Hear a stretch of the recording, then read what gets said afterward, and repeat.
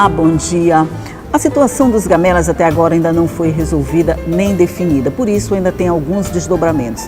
Aconteceu em Brasília, por exemplo, 3 reuniões para falar exatamente dessa situação. E é sobre isso que nós vamos conversar no programa de hoje, e quem está aqui comigo para falar sobre isso é o presidente da Comissão de Direitos Humanos da OAB, Rafael Silva. Bom dia, Rafael. Bom dia. Seja muito bem-vindo ao nosso programa. Uma honra. Essa situação dos gamelas, ela deu uma acalmada, quer dizer, vamos dizer assim, ela saiu um pouquinho do noticiário, mas ela continua viva, ela continua sendo discutida, né? Em que pé hoje está essa situação? Bom, a situação, ela sai um pouco do noticiário, é normal, né? Mas ela continua com a mesma situação de tensão, de ameaça contra o povo indígena gamela. Inclusive, todo esse período agora tem a comunidade sido sobrevoada por drones que não são da polícia, nós já verificamos isso, junto à Polícia Civil e à Polícia Militar. Não é a polícia fazendo qualquer tipo de monitoramento para questão de prevenção de segurança. São particulares ainda não identificados. São drones não identificados, é isso? Drones não identificados que estão todas as noites. Teve noite que houve 4 drones sobre a comunidade. Então, quer dizer, uma situação de intimidação. Há uma lista, já havia uma lista de 10 ameaçados de morte do povo gamela desde o ano passado pela Comissão Pastoral da Terra. Essa situação permanece, ela não está resolvida de forma alguma. Quer dizer, ela permanece com um estado de insegurança, eu imagino, na medida em que tem essas, vamos dizer, essas visitas que vocês não sabem nem identificar. O nosso drone não é o nosso, nós trouxemos junto quando viemos de lá. Sim, sim. Não tem nada que possa ser feito, por exemplo, para identificar de quem são essas imagens, de onde partem essas iniciativas, vamos dizer assim, de fiscalizar o povo?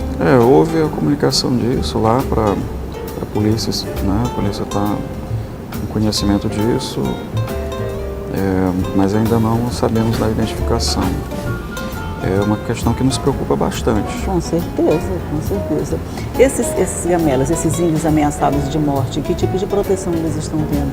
Pois isso é uma das pautas que nós estamos tendo junto ao Programa Estadual de Defensores de Direitos Humanos, que é coordenado pela Sociedade Maranhense de Direitos Humanos, e também no Programa Federal, né, de Proteção a Defensores de Direitos Humanos. Isso foi inclusive pauta de nossa reunião na segunda-feira, lá em Brasília, nessa última segunda-feira, tratando especificamente da situação que é um contexto em que nós temos não mais 10 pessoas ameaçadas de morte, nós temos o povo gamela quer dizer, eram 10, em situação de risco, é verdade. E algumas pessoas em situação extremamente grave de ameaça. Então, esse caso foi levado para Brasília, para a Secretaria Especial de Direitos Humanos da Presidência da República, e tem iniciativas já sendo tomadas. Graças a Deus. Sim, então vamos falar dessas reuniões que aconteceram em Brasília. Vocês foram para Brasília participar dessas reuniões que tratavam especificamente dessa situação, é isso? Isso, nós fomos a Comissão de Direitos Humanos da OAB, Maranhão, o Ofício de Direitos Humanos da Defensoria Pública da União, o Dr. Yuri Costa, e representação do povo indígena gamela.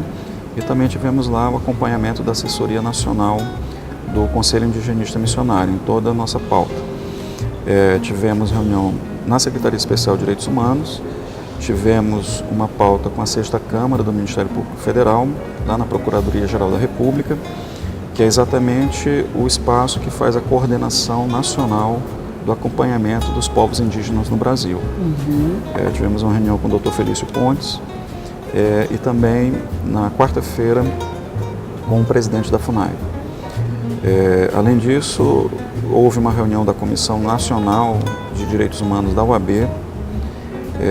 Todos os presidentes de comissões de direitos humanos do país, da OAB, estavam lá, e nós pautamos essa situação, inclusive a previsão de uma visita aqui, uma agenda da Comissão Nacional aqui. Essa situação foi discutida dentro dessa... Já era de conhecimento, né, por conta da visibilidade que a questão adquiriu na imprensa, e vai ser organizada uma agenda aqui no Maranhão. Vim aqui para ver de perto também a situação, né?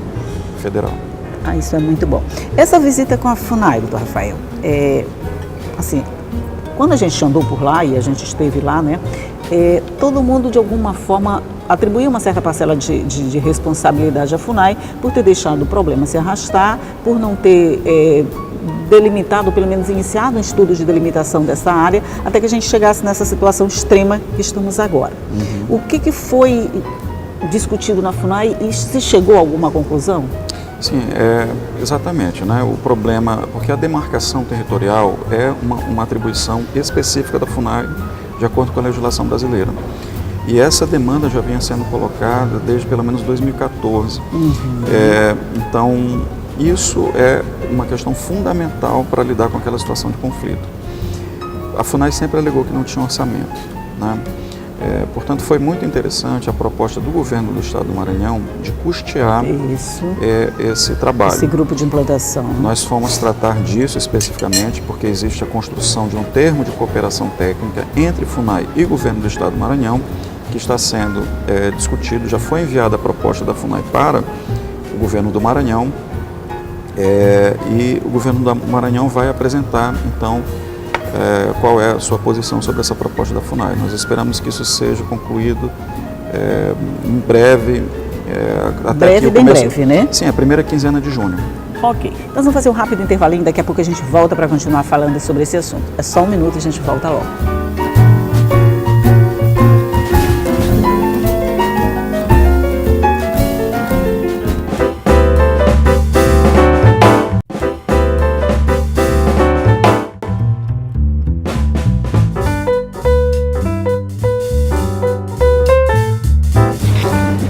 Estamos de volta já para o nosso segundo bloco de conversa aqui com o presidente da Comissão de Direitos Humanos da OAB sobre a questão dos gamelas, e a gente está falando basicamente do trabalho da FUNAI. Para a gente que já andou lá, que conhece a situação, vê que ali a coisa é de uma urgência extrema, não sei se exige urgência extrema, né? Porque urgência já é uma urgência, né? Essa demora nessa implantação, ela não pode levar também uma demora nos resultados do trabalho que deve ser apresentado por essa comissão? Claro.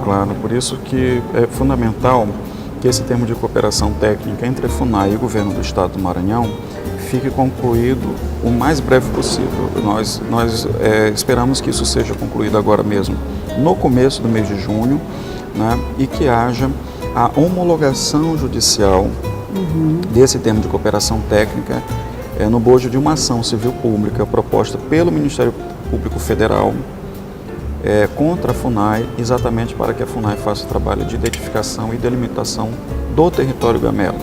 Essa ação está em tramitação na 13ª Vara da Justiça Federal, aqui em São Luís, e tem uma audiência marcada exatamente para o dia 13 de junho.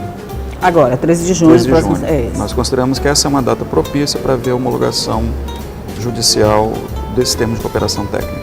Aí, tomara. Enquanto isso, enquanto essa decisão e essa definição não saem, como ficam os gamelas lá? Quer dizer, eles ficam lá confinados naquela aldeia? Eles podem trabalhar? Como é que fica a situação deles? Assim, eu vejo a questão prática do dia a dia. Como é que eles se viram no dia a dia? A situação está muito grave, porque as crianças não estão podendo ir à escola. As pessoas não podem ir num posto de saúde. Não há segurança, né, para transitarem livremente, isso é verdade.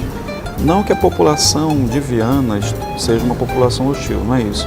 Mas a gente sabe que há um conjunto orquestrado de ameaças reiteradas que já vem há pelo menos 3 anos anunciando o que aconteceu no dia 30 e que pode voltar a acontecer, né, por pessoas que têm interesses, né, econômicos, contundentes naquela região e que são, inclusive, temos informação de contratação de pistoleiros para fazer ataque e ameaça aos gamelos. Então, é isso que precisa ser investigado e nós consideramos que essa investigação deve ser feita pela Polícia Federal.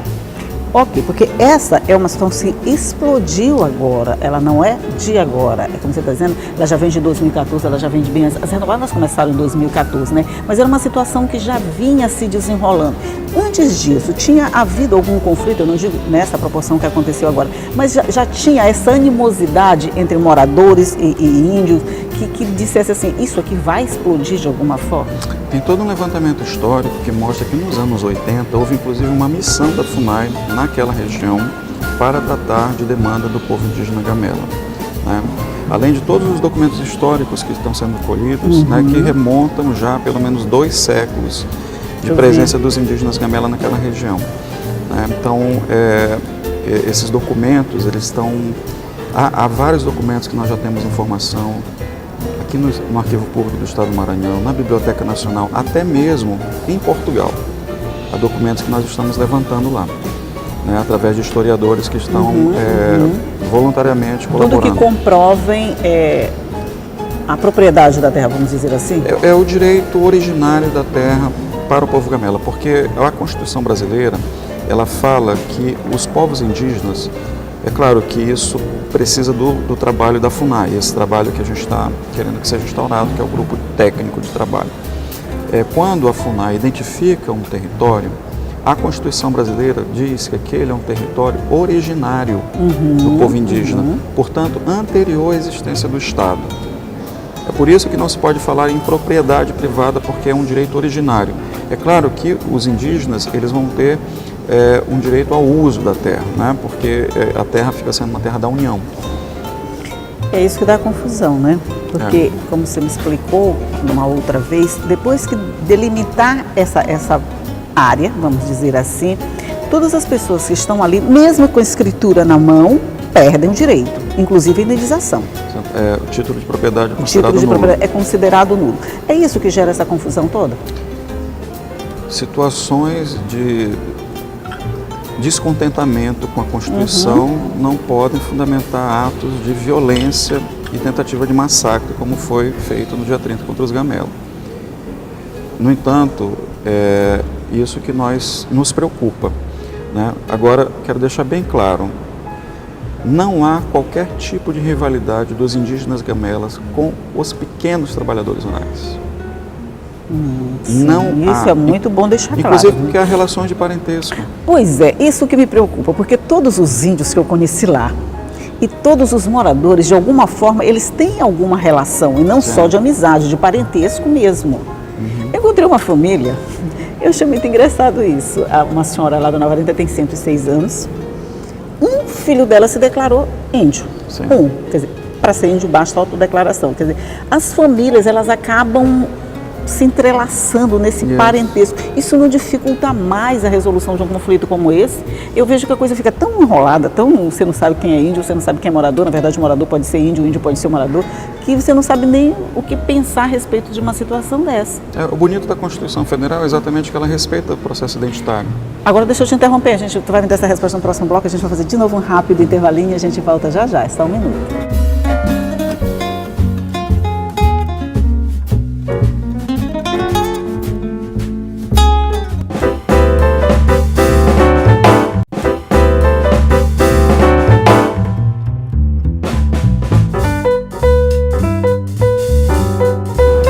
Estamos de volta e esse já é o nosso último bloco de conversa aqui com o Dr. Rafael, e a gente estava falando nessa proximidade, nessa relação muito próxima entre índios moradores, pequenos poceiros, um é padrinho de um outro é tio do outro, por exemplo, numa mesma rua, tem casa de índio, tem casa de branco.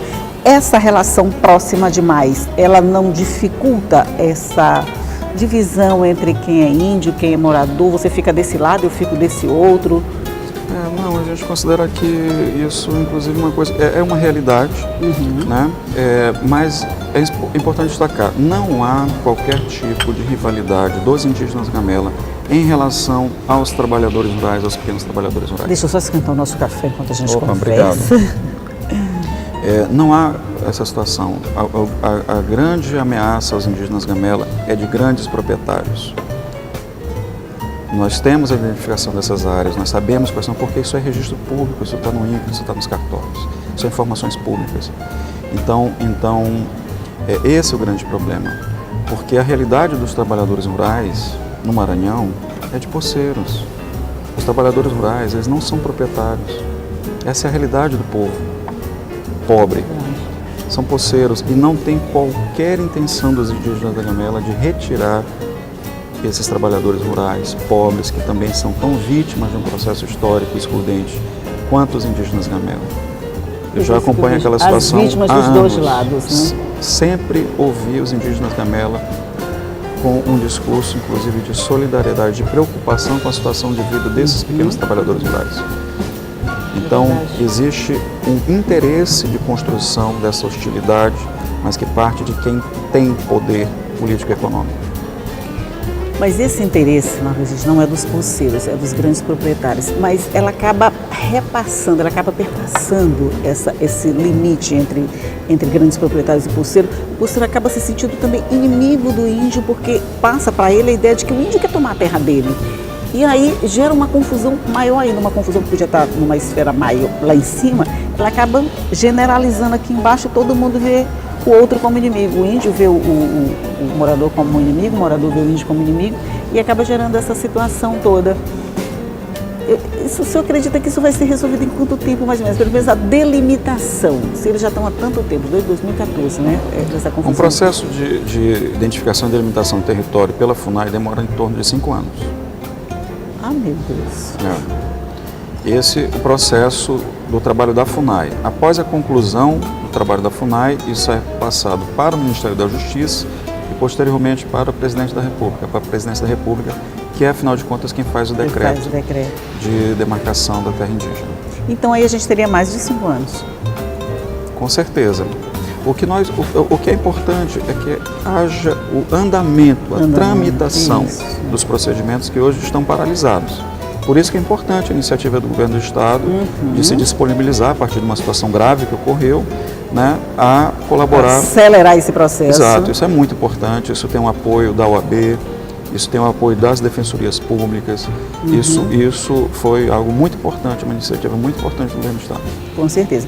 Aí quando a gente diz assim, eu vejo muitos argumentos dizendo para que os índios querem uma área de 14 mil hectares.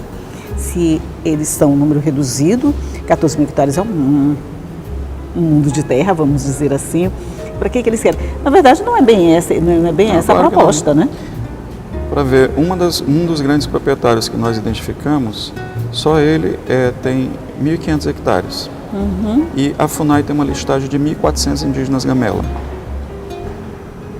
Então, não se trata de muita área. Nem eles estão falando de 14 mil hectares. 14 mil hectares é uma dimensão que tem um documento da coroa portuguesa do século XVIII que faz referência a esses 14 mil hectares. Os indígenas gamela não estão reivindicando 14 mil hectares. Eles estão reivindicando que a FUNAI faça o trabalho de identificação e delimitação do território. Quem vai dizer o tamanho da área é a FUNAI.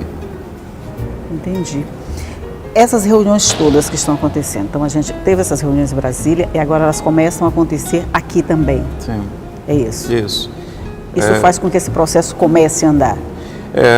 Nós temos tido um excelente diálogo com a Secretaria Estadual de Direitos Humanos, né? Nós sabemos do empenho do Governo do Estado em que haja o andamento desse processo administrativo, que não seria nenhuma responsabilidade constitucional do Estado do Maranhão, mas no caso, diante da gravidade do quadro, foi importante essa proposta, né? E nós estamos para colaborar que esse termo de cooperação técnica entre FUNAI e Governo do Estado viabilize o andamento do processo administrativo de identificação e demarcação do território, porque isso efetivamente é um dos fatores que pode diminuir esse clima de tensão consideravelmente. E o próximo ponto dessa agenda é essa audiência pública que acontece aqui no dia 13 de junho. Haverá uma audiência numa ação civil pública, na verdade, uma audiência na Justiça. Não é uma audiência aberta. Ah, não é uma audiência pública. Sim, não é uma audiência pública, né? É uma audiência na Justiça Federal, mas nós temos uma agenda construída até lá, que está sendo construída até lá. Ok, aí durante esse processo você vem aqui me contando o que vai acontecendo para a gente ficar a par de toda essa situação que acontece com os gamelas. Quando a gente já teve lá, a gente quer saber como é que vai se desenrolar essa situação toda. Mas, doutor Rafael Silva, presidente da Comissão de Direitos Humanos da OAB, muito obrigado pela participação no nosso programa. Bom dia para você. Obrigado, bom dia a todos. E você já sabe, tudo isso que a gente conversou aqui, eu e o doutor Rafael, fica à sua disposição no nosso site, que é o al.ma.leg.br/TV. E claro, também nas nossas redes sociais, que você pode nos seguir todos os dias. E todos os dias, cedinho, às 8h30 da manhã, eu estou aqui esperando você. Notícias, entrevistas, informação, tudo para você começar muito bem o seu dia. Tchau!